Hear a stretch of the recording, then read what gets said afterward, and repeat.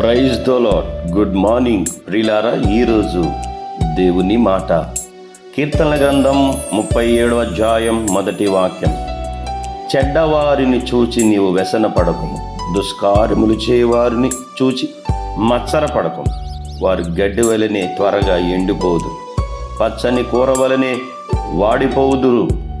భక్తుడైన దావీదు ప్రభువుని ఈ రీతిగా ప్రార్థిస్తూ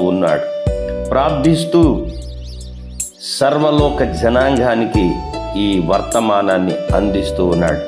ప్రియులారా, చాలామంది అనుకుంటాం, నీవు కనులారా చూచుచుండగా భక్తిహీనులు వర్ధిల్లుతూ ఉండుట, అలాగే దుష్కార్యము చేయవారు కూడా వర్ధిల్లుతూ ఉంటారు. చాలామంది విశ్వాసులు కూడా బాధపడుతూ ఉంటారు, ఏంటి నేను ఇంత భక్తిలో ఉండి నా స్థితి ఇలా ఉంది, నా పరిస్థితి ఇలా ఉందని. కానీ దావీదు అంటున్నాడు, వారు త్వరగా ఎండిపోతారట, త్వరగా వాడిపోతారట. కానీ నీకు నాకున్న వాగ్దానం ఏంటో తెలుసా? నేను దేవుని మందిరములో పచ్చని ఒలీవ చెట్టు వలె ఉన్నానని భక్తుడు పాడుచున్నాడు.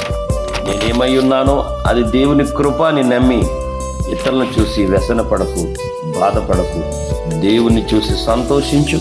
ఆశీర్వాదం నిన్ను వెంబడించును గాక.